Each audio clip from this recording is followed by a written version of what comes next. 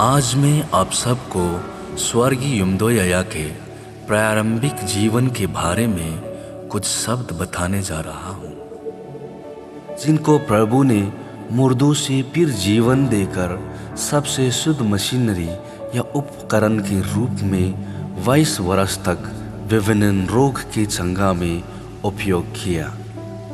स्वर्गीय यमदोया का जन्म मार्च महीने साल 1976 और 1977 के बीच लगभग 12 बजे के भीतर तन्यो नामदा चबंग बस्ती पासन सर्कल में एक बहुत ही गरीब परिवार में हुआ। उसके पिता का नाम स्वर्गीय किपाई और माता का नाम किपासोल। वह अपनी माँ बाप की 5वीं नंबर के अकेली बेटी के रूप में जन्मी। मार्च 1986 तक अपने बचपन के जीवन में कभी कभार कई चमत्कार हुए। जन्मभूमि गांव में साल का एक ही महीने में राजधानी ईटानगर चला गया और न्योकुम लापंग में बस गया, जहां वह चमत्कार होते रहे, जैसे सच्चा सपना देखना, दर्शन देखना, लेकिन परिवार में किसी ने भी उस पर विश्वास नहीं किया। आस पड़ोस वाले प्यार से उन्हें मैया कहा जाता था, जबकि बचपन में माता पिता ने उसका नाम प्यार से चुकू रखा था। अकेली बेटी होने के कारण स्वर्गीय पिता ने उसे लड़कों की तुलना में अधिक देखभाल और ध्यान दिया और कभी भी उसे किसी भी शिक्षा मंदिर में प्रवेश नहीं करने दिया, बल्कि केवल घर के कामकाजों में ही लगे रहे, जहां बेटों का संख्या ज्यादा था। स्वर्गीय यमदोया का विवाहित उनकी लगभग 13 साल की उम्र में पारंपरिक रूप से चौथी पीढ़ी के करीबी रिश्तेदार यमदो तकब के साथ हुआ फरवरी 1990 में, और 15 जून 2023 को सुबह 10:40 अंतिम सांस लेने तक उनके साथ रहे। नाहरलगुन ट्रिम्स में वह अपने पति के साथ 33 वर्ष 3 महीने और 15 दिन या न्यूनतम 12,107 दिनों की अवधि के लिए रही। स्वर्गीय यमदोया का विवाहित एक अनाथ परिवार में हुआ और एक गृहिणी होने के नाते उसने अनाथ प्रमुख वाले परिवार में अपनी माँ की भूमिका निभानी शुरू कर दी। परिवार में हर किसी ने एक वास्तविक मन के रूप में उनके सम्मान करते हुए उनका साथ आनंद लिया, क्योंकि उसका चरित्र व्यवहार सीधे सीधे दुल्हे के कुल में कदम रखते ही उसके वातावरण से मेल खाता था। उसके बाद उनके सभी प्रकार के रिश्तेदारों जैसे दामाद, बहुओं और सभी अनाथ बच्चों को एकत्र किया और उनके अनुसार उनका पालन पोषण किया, जिससे वो आगे बढ़ी।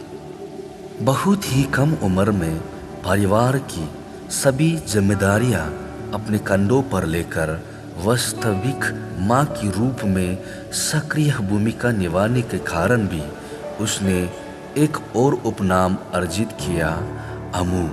उसने दैनिक समस्या में सबसे अधिक कठिनाइयों का सामना बीमारी से करना पड़ा था। अपने पहले बच्चों को जन्म देने के बाद कभी कभी वह बीमारी हो जाती थी, कभी कभी उसके बच्चों को बीमारी हो जाती थी, जिससे हर रोज पुजारी मुर्गे की कलियों के माध्यम से घरेलू जानवरों की बलिदान देने की पुरानी पारंपरिक अंधविश्वास विधि का पालन करते हुए पेशेवर कार्य करते थे। खुद को और बाकी सदस्यों को बचाने के लिए प्रतिदिन अंडे, मुर्गी और गाय, बकरी, मिथुन, सुअर और कुत्तों जैसे सभी प्रकार के घरेलू जानवरों का प्रबंधन उसका मुख्य व्यवसाय था। हर दिन और रात में कम से कम 5 पुजारी और अन्य सब पुजारी मंत्रोच्चार करते थे, जहाँ प्रत्येक मंत्रोच्चार के दौरान समय समय पर घरेलू जानवरों की बलि भी दी जाती थी। हालांकि 9 साल के अंतराल में पैदा हुए 5 बच्चों में से वह अपनी 2 बेटियां और 1 बेटे को बचाने में असमर्थ रही।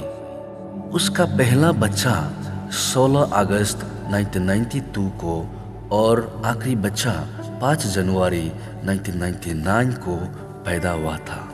दोनों जीवित बच्चियां हैं। एक का नाम युमदो संगते और दूसरा युमदो नुयामा। अनगिनत पुरोहित के मंत्रोच्चार से भी उन्हें शांति नहीं मिली। घरेलू संपत्तियां घटते क्रम में थी।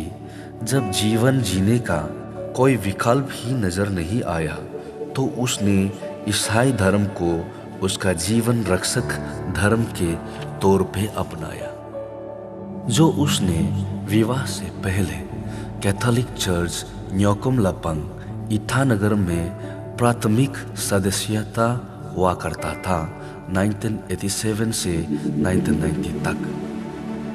जब में काफी संघर्ष का सामना करने के बाद उन्होंने अपने पति से अनुरोध किया ईसाई धर्म अपनाने को और उन्हें दिसंबर 1993 में क्रिसमस उत्सव में भाग लिया जाना था। लेकिन अपरिहार्य परिस्थितियां ने उन्हें सुनहरा अवसर चूकने के लिए मजबूर कर दिया और स्वर्णिम अवसर गंवा दिया। लेकिन उन्होंने साहसपूर्वक संघर्ष किया और दूसरे रविवार जनवरी 1995 को चर्च में कदम रखा, जो श्री थादर तजाजी की पास्टरशिप के तहत लोअर न्यापिंग में 1994 को अस्थायी रूप से निर्माण किया गया था। फिर उनके पति ने तदनुसार अनुसरण किया और चर्च सचिव बन गए।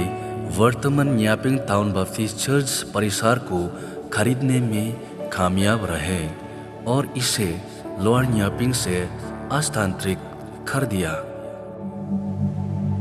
वह सक्रिय निर्दोष चर्च सदस्य थी जिसकी कोई शिक्षा पृष्ठभूमि नहीं थी, लेकिन परमेश्वर ने उसे अंग्रेजी बाइबल पढ़ने और समझने के लिए शक्ति दिया, क्योंकि वह केवल ईश्वर में बहुत विश्वास करती थी। फिर उन्होंने सच्चे ईसाई के रूप में शुरुआत से ही रविवार, महिला और प्रार्थना सेवा जैसी समर्पित रूप से चर्च की सेवा प्रदान की। उन्होंने 24 नवंबर 1996 को तत्कालीन पास्टर ताई तागी द्वारा बपतिस्मा दिया गया था।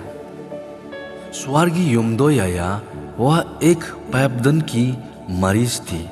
डॉक्टर ने आत्मसमर्पण कर लिया था 1999 और 2001 के बीच में, गारंटी के साथ यह कहकर कि वह 3 साल भी नहीं रह पाएंगे।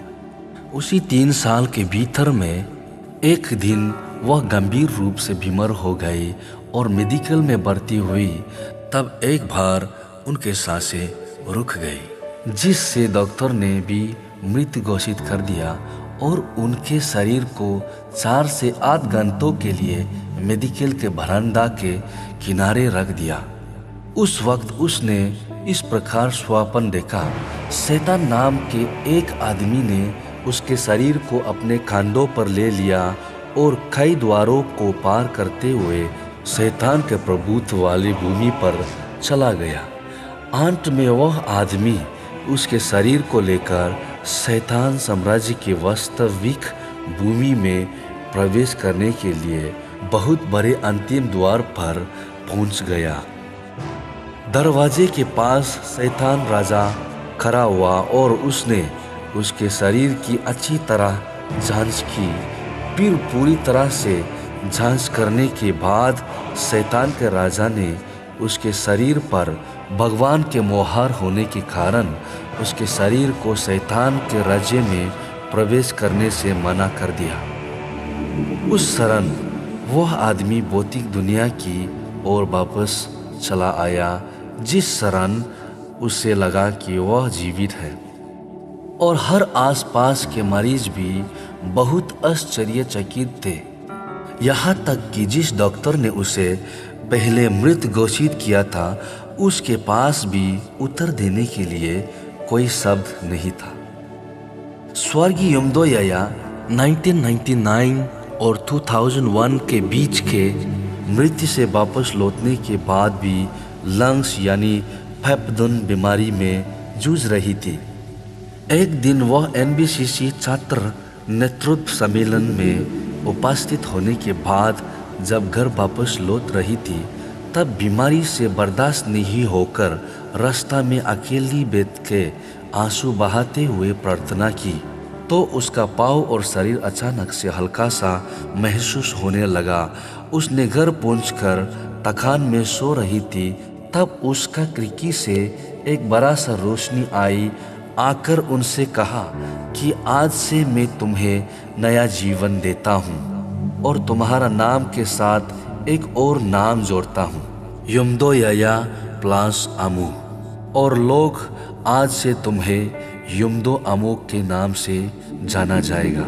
स्वर्गीय यमदोया के ईश्वर से मिलन के बाद लोग युमदो अमू का नाम से जानने लगा और उसने 22 साल की यानी 22 ईयर्स की नए जीवन का उपयोग प्रभु का राज्य की महिमा के लिए किया। मंडली में स्वर्गीय यमदोया अमू का समर्पित सेवा को देखते हुए चर्च के बुजुर्गों ने उन्हें कई चर्च विभाग सौंपे विभिन्न संस्थाओं में।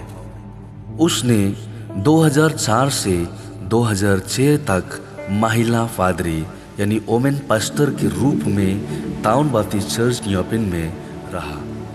2004 से 2005 तक न्योपिन टाउन बाप्टिस्ट चर्च में सहायक प्रार्थना समूह यानी असिस्टेंट प्रेयर ग्रुप लीडर में थे। जनवरी 2006 से दिसंबर 2006 तक प्रार्थना समूह की नेता यानी प्रेयर ग्रुप लीडर में थे।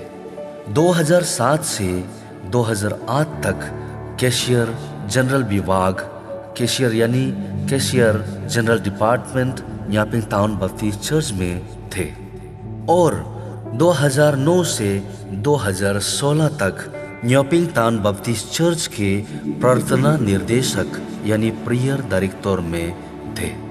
2016 से लेकर उसका आखिरी सांस तक न्योपिन टाउन बाप्टिस्ट चर्च के प्रेयर वॉरियर में रहा और प्रेयर ग्रुप में रहने के साथ ही साथ रेवरेंड डॉक्टर चंहा चिपो, पास्टर नाबम तकक, पास्टर पाइये तन्या, पास्टर हातिंग लामगो, पास्टर तेची तते, पास्टर नंगराम अजुक और पास्टर लिचा ओक जैसे कई प्रभु के दासी लोगों के साथ प्रेयर वॉरियर बनकर प्रभु का सेवा की।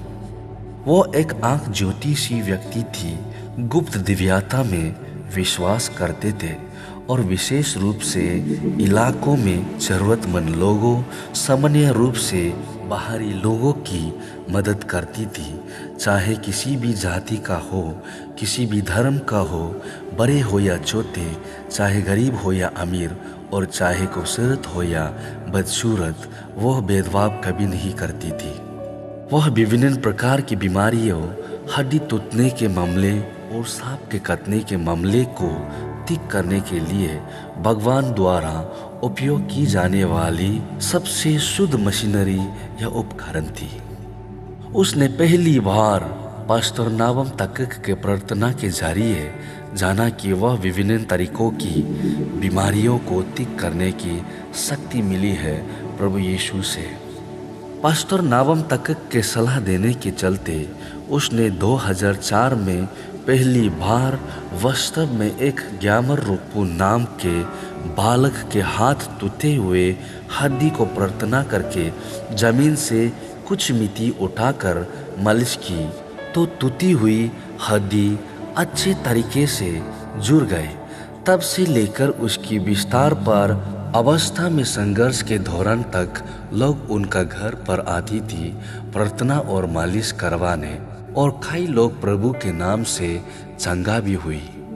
कुछ लोग उनकी मृत्यु होने के बाद भी प्रार्थना और मालिश के लिए फोन किया और उनके मृत्यु होने का खबर सुनकर गहरा दुख जताया। 2004 से 2023 तक का समय न्यापिंग पासांग मंडलियों की ईसाई मंडली के लिए स्वर्णिम काल के रूप में दर्ज किया जाना है। इस काल में हर प्रकार के मरीजों को लुतुम कॉलोनी न्यापिंग टाउनशिप स्थित उनके घर में लाया जाता था, जिससे धन्य भूमि के नाम से जाना जाता है। और चौथे बड़े ऑपरेशन के लिए दूर दराज के अस्पतालों में ले जाने के बजाय लोग उसके पास मरीजों को ले आते थे, और जो भी कोई उसके पास आते थे वे प्रभु यीशु के नाम से चंगे हो जाते थे। जरूरत पड़ने पर लोग उनके घर से उसे उठा लेते थे और अपने मरीजों की सुविधा के लिए गंतव्य तक ले जाते थे। लगभग 1000 मरीज ऐसी थी जिनकी सिर्फ छोटी बड़ी दुर्घटना और जंगल भालू के काटने से हड्डियां टूटी है और जहरीली सांप के काटा हुआ लोग थे। स्वर्गीय युमदोया अमू एक ऐसी महिला थी जिसने शारीरिक रूप से, मानसिक रूप से, नैतिक रूप से और आर्थिक रूप से निसी बप्तिस्ट चर्च काउंसिल के न्यापिन और पासंग रेंज के सभी बप्तिस्ट चर्चों में योगदान दिया। वह कभी कभी न्यापिन और पासंग रेंज दोनों के हर चर्च में जाती थी। क्रिसमस वक्ता के रूप में ईसाई विश्वासियों के बीच स्वस्थ आध्यात्मिक विकास के बारे में उपदेश देने के लिए टीम गॉस्पल और एकल गॉस्पल के रूप में उन्होंने निसी बप्तिस्ट चर्च काउंसिल के कई सम्मेलन में प्रतियोद्धा के रूप में कई कार्य किया। इतना ही नहीं, वह अरुणाचल प्रदेश के हर कोने कोने में गया और हर जाति के बीच ईश्वर का शुभ संदेश पहुंचाया और जीवित यीशु का नाम को लेकर हर तरीके के बीमारियों को चंगा किया। उसने महिमा के लिए और भगवान के राज्य का विस्तार करने के लिए अपने जीवन के हर संसारिक भौतिक जीवन स्तर का समर्पण कर दिया। वो पूरी तरह से समर्पण की टीम थी। किसी भी प्रकार के घरेलू जानवरों के साथ, अपने बच्चों के साथ दैनिक 4 वक्त की भोजन के लिए कमाई का कोई भी स्रोत नहीं किया। उसके लिए रिश्तेदारों और जरूरतमंद वंचित लोगों के लिए उपवास करना उनका जीवन का मुख्य उद्देश्य था, जिससे सर्वशक्तिमान ईश्वर के आशीर्वाद से कभी भी खाने योग्य वस्तुओं की कमी नहीं हुई। 2009 में 23 से 25 दिसंबर तक कोलोरियन का अंतर्गत सरली गांव में संयुक्त क्रिसमस के रूप में आयोजित क्रिसमस समारोह में उनके पति के साथ सहवक्ता के रूप में शामिल थे। फिर वर्ष में यानी 2011 में किमिन सर्कल पपम पारे जिला के तदर हापा में क्रिसमस समारोह आयोजित किया गया। प्रदेश वह सहवक्ता के रूप में अपने पति के साथ भी आई थी। उन्होंने ईश्वर से चवंग विलेज फेलोशिप आयोजित करने का संदेश मिला और उसने एक मिथुन दान देकर पहली बार संप्रदाय ग्राम फेलोशिप का आयोजन करवाया 2 से 4 अक्टूबर 2015 को, और वह आयोजित चवंग प्रथम ग्राम फेलोशिप में न्यापिन शहर की प्रार्थना निदेशक होने के नाते प्रार्थना टीम का नेतृत्व किया। उसमें नावम तकक वक्ता और उसकी बेटी युमदो संगतेतर सहवक्ता के रूप में थे। उन्होंने नवंबर 2016 में CRC चर्च चवंग में दूसरे गांव फेलोशिप में भी प्रार्थना टीम का नेतृत्व किया। उसने अपनी बेटी प्रभु की दासी युमदो संगतेतर के साथ प्रार्थना समर्थन देते हुए पचिंग बप्तिस्ट चर्च, नीलम बप्तिस्ट चर्च, बोरम बप्तिस्ट चर्च और कंको बप्तिस्ट चर्च जैसी कई अलग अलग जगहों पर भी सहवक्ता बनकर प्रभु यीशु की शुभ समाचार को प्रचार किया। नवंबर 2018 को चबंगांव फेलोशिप समाप्त हो गई थी। वह कुछ विशेष दूरदर्शी लोगों के साथ प्रथम वक्ता को आमंत्रित करने वाले अवसर का सफलतापूर्वक नेतृत्व कर रही थी, जो ग्रामीणों के साथ साथ आमंत्रित लोगों के लिए सबसे यादगार जश्न था, जिसमें हर पल उनके पति श्री युमदो तकब हर कदम पर उनका समर्थन कर रहे थे। कहावत है कि हर पुरुषों की सफलता के पीछे महिला के होते हैं और हर महिला के सफलता के पीछे पुरुष होता है। इसलिए जीवन में कभी भी किसी पर दोष मत देना। अच्छे लोग आपको खुशी देते हैं, बुरे लोग आपको अनुभव देते हैं, बहुत बुरे लोग आपको सबक देते हैं, सबसे अच्छे लोग आपको यादें देते हैं, जैसे युमदो याया आमू की तरह। जीवन एक अनोखा सफ़र है जिसमें आते हैं और चले जाते हैं, लेकिन वापस कभी नहीं लौटते। हर चले जाने पर ढेर सारे यादें हमारे साथ जोड़ जाते हैं। स्वर्गीय युमदो आमू ने भी प्यार के साथ जीवन जीना सीखा, लेकिन अंत में वो हमें छोड़कर भगवान के पास चली गई। उनकी यादों में हम उनके प्रेम और सेवा की यादों को संभालते हैं और उनका समर्पण और दयालु नेचर हमेशा याद किया जाएगा। उनका जीवन एक प्रेरणा स्रोत है जो हमें ये संदेश देता है कि प्रेम और सेवा ही सच्चे जीवन के महत्वपूर्ण आधार है। उनकी यादों को हमेशा हमारे दिलों में जिंदा रखते हैं और उनकी चाबी हमें हमेशा प्रेरित करते रहेगी। स्वर्गीय युमदो आमू की यादों को हमेशा सम्मान और आदर से याद किया जाएगा और उनकी प्रेम भरी कहानियाँ हमें हमेशा प्रेरणा देती रहेगी। पवित्र बाइबल यशायाह अध्याय 57 चंद 1 से 2 में लिखा गया है, अच्छे लोग गुजर जाते हैं, ईश्वरीय लोग अक्सर अपने समय से पहले मर जाते हैं, लेकिन किसी को इसकी परवाह या आश्चर्य नहीं है कि ऐसा क्यों है। कोई भी यह नहीं समझता कि परमेश्वर उन्हें आने वाले बुराई से बचा रहा है, क्योंकि जो लोग ईश्वरीय मार्ग पर चलते हैं उन्हें मरने के बाद शांति मिलेगी।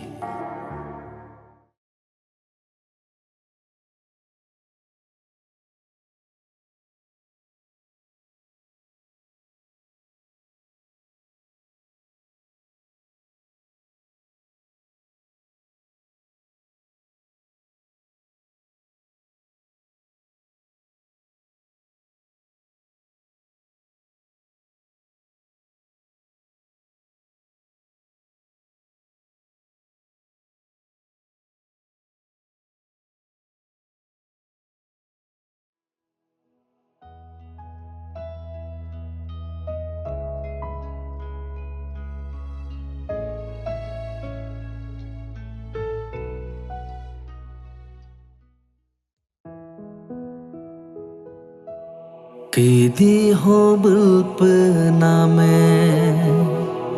kedi behakar tariku, hai mam ngayas yalusi,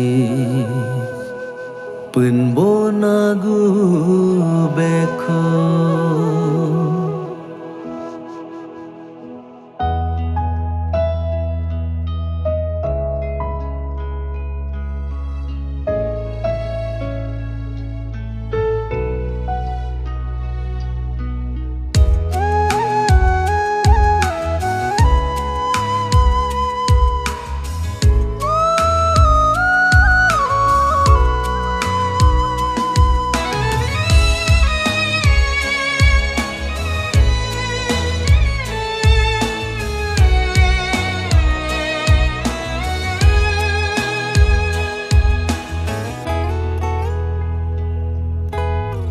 Singak sihi gam lenge mừng dần bo ajing no lang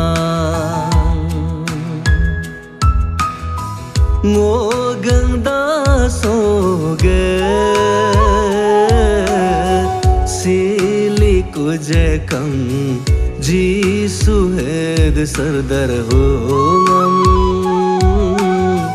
ri yang patula ho gobe si mo pane ha mabayaka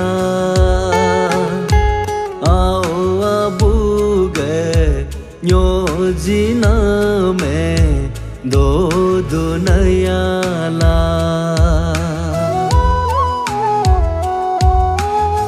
हम केले को गो दो मादिनेला आज तुलुंगा ngam peling bunge mesu na cum dibuakam mesu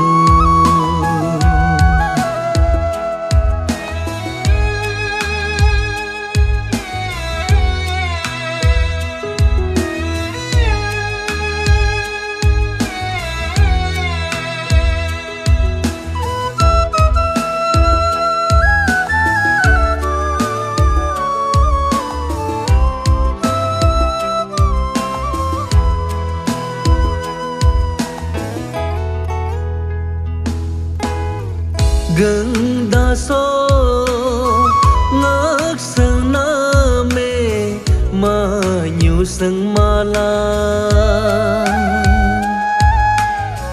bơ bô abu ge nyo ji na mam ri la sang pinela gần te so ngất sân na mà nhiều sân ma la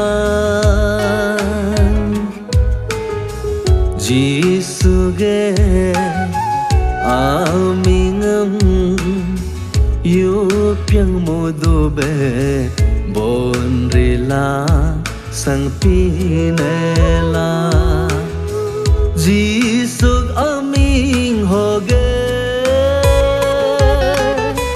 le darbu हम कम ले दिन मुपी कुन जिसु अमीन हो गए ला दरबू हम कम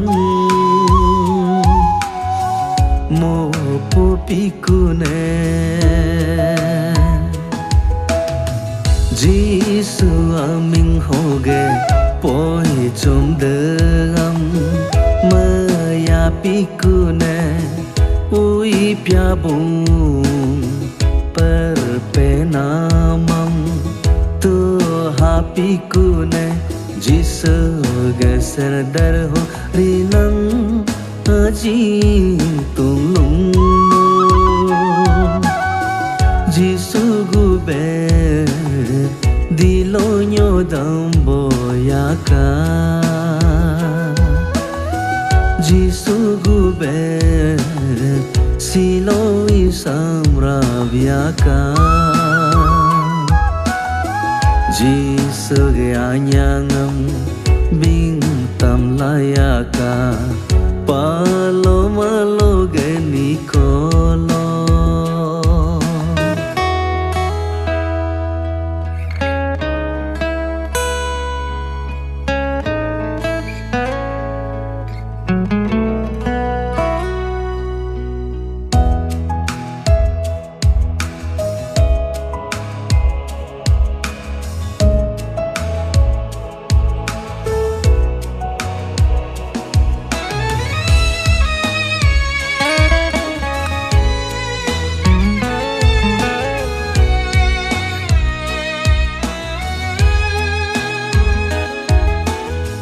ngô cầm gần đa so yu gu puri lo bi pulaya buam sang be bang chala do ki piso mang tu kun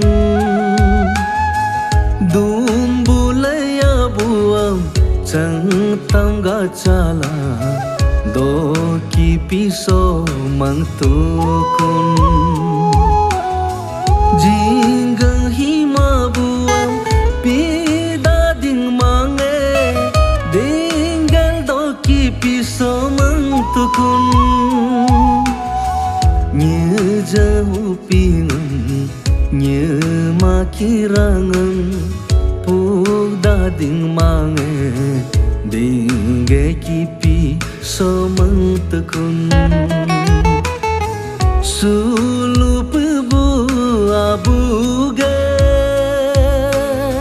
nyo jiname sitakuni hogamo solo siki bodige nyo kungam tari tab genyo kungam ludong pila au abuge hing pola pangbe ang di kune gengda so hing teram luku terker kurang geng te so nyes di namam mangpa kurang mangpa kurang mangpa kurang